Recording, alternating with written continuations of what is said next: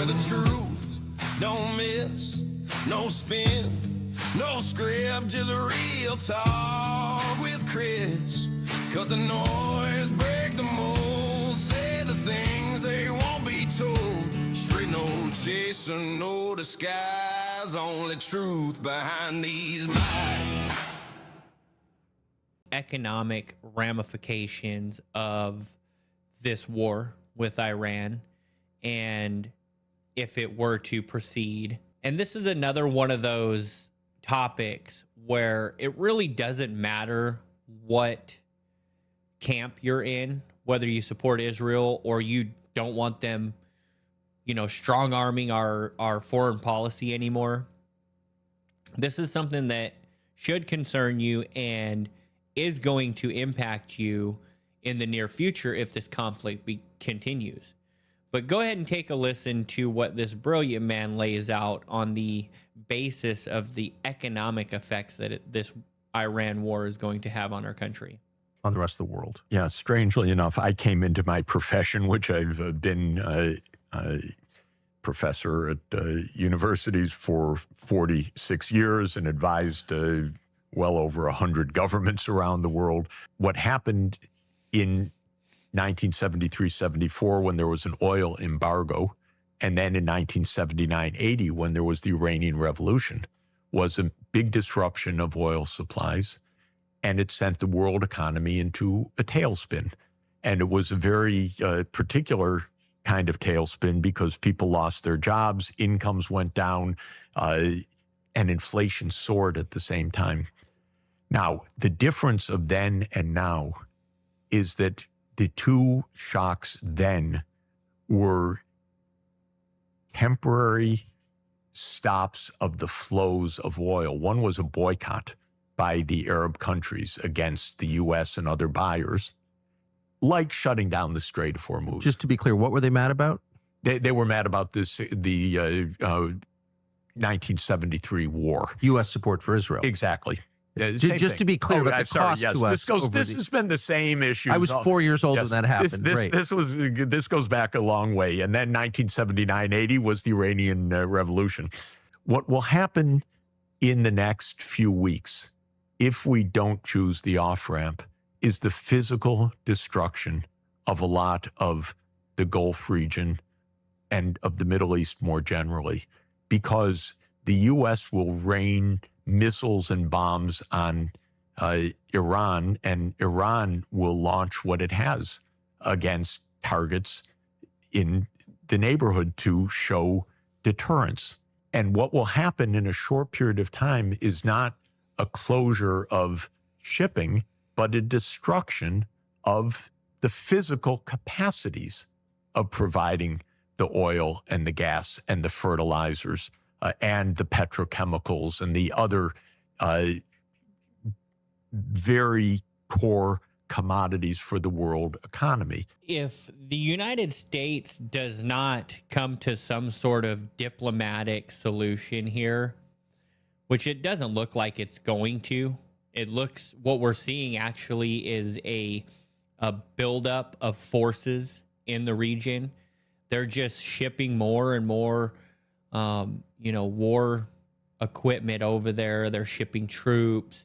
Last I seen was like 60,000 American troops have been shipped over to the region in preparation for what looks like and is widely speculated on as a ground invasion. If this does happen, what he's explaining here is that the results will destroy the energy infrastructure in such a way that it's not, like he was explaining there too, the stagflation that he was talking about was temporary because it was just because of people boycotting. But in this case, we're talking years and years for them to rebuild this infrastructure, which, by the way, is going to crush our economy. I can see the writing on the wall. I can see that this is coming. Trump is stalling right now just to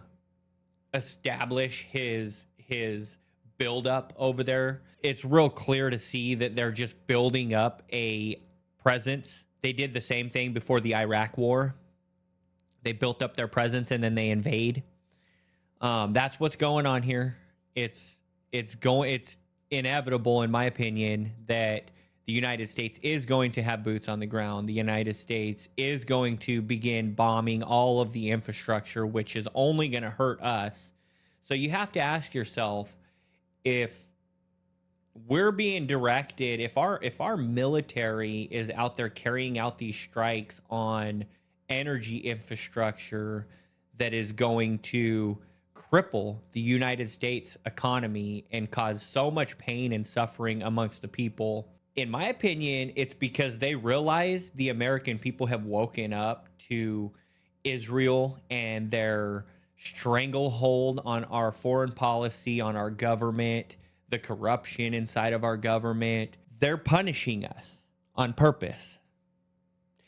If we were all in support of this, I think things would be much different. But because the American people are waking up to all this, we're going to be put through a lot of suffering in the very near future. And that's just my opinion. I hope that I'm wrong. I hope that they take an off-ramp. I hope they bring our troops home. I hope there's no more carnage. Otherwise, life's fixing to get a whole lot harder. On that same note, I believe, and it's not what I hope for, but I believe that things have to get so much worse for the masses to wake up. In some ways, this could be, the lighting of the torch that's going to start waking people up.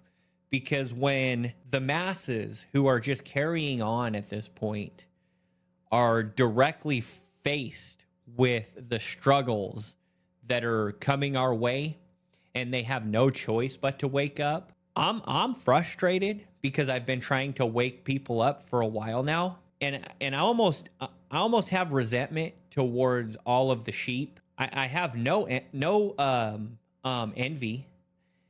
I do understand that being a sheep and being numb to this reality, I see the people that I know, and they're just like, it seems like they maybe have less things to think about that are stressful or concerning in the way of geopolitics and seeing these things before they come. I do get that. To just live like this brain dead, happy-go-lucky life and not know what's going on, I wouldn't trade my current position on things and my current understanding on things to go back to a life where I can just be unaware of things that are going on and maybe be a little bit less stressed. I don't know. I've gotten pretty good at dealing with the news at this point to where I can take all of it in, and regardless of the doom and gloom image that is painted by taking in all of the media and all of the news that's going on, I manage it okay. I still have plenty of uptime where I'm just having fun. I'm spending time with my family. I realized, for a while it was tough. But at this point, I realize I can't change it beyond the best that I can put forward, right? Like coming here and sharing this stuff with you guys. That's my way of contributing. I don't have a lot of money. I don't have a lot of resources. I'm not a Jeffrey Sachs or a Tucker Carlson, but I'm doing my part. I'm doing the only thing that I feel I can do. And that to me, it's a sense of honor. Even if I don't reach a lot of people, I still honorably bring this stuff to whoever will listen in the hopes that maybe I just wake up a few people, and that's okay. Of course, I'd like it to get a lot bigger, so like and subscribe, please. But we have to realize that freedom's not free.